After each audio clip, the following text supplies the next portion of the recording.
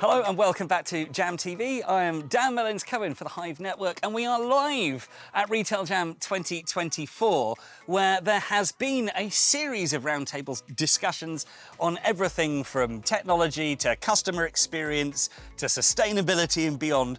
But today we are right now talking about the digital experience. And one of those roundtables specifically was run by the wonderful Eleanor Wood from New Look. So she and her New Look cohorts have joined us today to tell us a little bit more about what they've been doing in the digital space and exactly how they bring that customer experience together and, as the roundtable said itself, cut through the noise to reach their best customer. So, first of all, Eleanor, Raine, Alex and Tia, welcome to the show. Thank you very much. And Eleanor, if we'd maybe start things off, tell us a bit about the roundtable and some insight as to what happened. Yeah, so we were really lucky on the roundtable, and we had a great group who were very opinionated, very happy to get into the discussions, which is always really helpful. We were talking about cutting through the noise to get to our best customers, and we really had a range of businesses on the table, so it was really great to hear from small businesses, different industries, different people who work in different departments and things like that. We talked about segmenting our customers, being RFM customers, and how that allows us to kind of put the right things in front of the right people, and make sure we're getting the best out of them by showing them exactly what they want. So yeah, it was a really, really strong discussion. I think everybody got something that they could take away from that as well. So you just mentioned the word RFM segment. Could you maybe define them? No, don't apologise at all. Recency, frequency and monetary value. So we have customers who are high value customers who are spending spending their money with us, and they're spending often. We have customers who are kind of in that middle ground, keep themselves ticking over, visit us every now and again. And then we have the customers that we really like to get more out of, potentially not spending as much as we'd like and not as often as we'd like. So each segment kind of has a different goal. We don't all want them to do the same thing. Some of them we might want to move up in the scale, some of them we might want to convert, or some of them we might want to get in stores.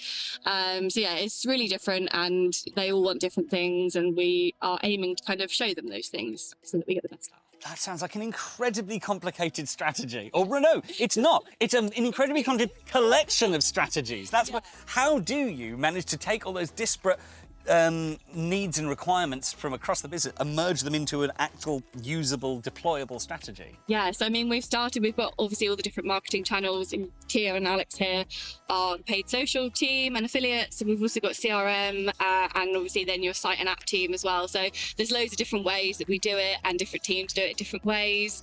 Certainly for site and app, you know, it's all about whether we're showing them the right content, whether they're visiting home pages or whether they're landing elsewhere in the site, and maybe what they might be looking for when they land on those pages.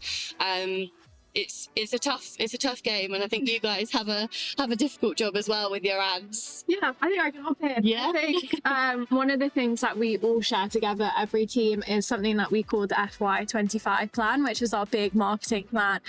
All channels use that, and it will lay out what edits are dropping over the season and what we're supposed to support, and that helps us align as channels and make sure that we're all pushing different things, but aligned in a sense that if one week we need to push swim because that's not done so well, we all know to push swim, and yeah, it's a great way for us to keep aligned. Amazing. So Alex, we were talking just before this started off about the new generation of customers that are coming through. I mean, it is New Look after all. How is it that you sort of adapt your CX to meet the expectations of a new generation of customers without putting off your old customers and having them move on to a different shop? Yeah, so I guess one of the ways in which we do that is by meeting them in the place that they are browsing or considering a purchase with somebody like New Look. And what we've done recently is we've tried to mature our media mix during on existing platforms such as TikTok, and then launch on new platforms such as Snapchat as well, which we know have a younger demographic. And we will tailor our messaging and our content to those platforms specifically. So we'll run more short form, lo-fi content to a Snapchat audience that we know is younger, Gen Z, for example, to try and hook them in and purchase with us. And we'll tailor perhaps to a more mature market on Meta or Google somewhat differently, perhaps more long form content, which is high resolution. Right, wait. Please do. I was going to ask you a question in a second. So, also, we've got like nearly 400 stores, so that does put us in a really different place from like pure plays. So we've been testing and working with Google on driving customers into store. So actually driving footfall as well as conversion, so that we know if a customer goes into store, the conversion is higher. So linking those two channels together, both online and offline, because we know that, you know, our customers do like to go to store. You know, over 40% of our customers shop both channels. So how do we get her to convert in either and not be so precious about which? Absolutely. In fact, I was going to come on to this, talking of, because as someone involved with performance marketing, how is it then that how are you able to connect the digital information to the customers coming in store and knowing who's who and how it all comes together? We have a massive program of email receipts. So we capture your email address and then we can cross-stitch you across both channels. So if you obviously need an email to check out online, that's a given. But as part of the physical world, we capture your email receipt and then we can stitch the customers across the two. So an omnichannel customer is by definition more valuable because they've shopped twice, one in each. But that, as Ellie was saying, with our RFM segments, we've been working really hard to identify different types of customers, different frequencies and all of those things, so we can target them differently. With you.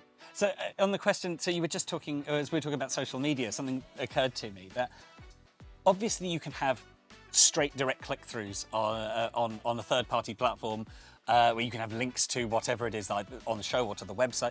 How do you, though, when people don't do that, when it's about influence marketing, that people have seen a video, when you haven't got a direct CTA where you can measure click-throughs or whatnot, how do you measure the success of those campaigns? Yeah, so I guess perhaps for more upper funnel activity, so awareness activity or reach activity, we would look at things like brand lift studies, which looks at things such as brand recall pre and post seeing an ad, or consideration in a purchase decision pre and post seeing an ad.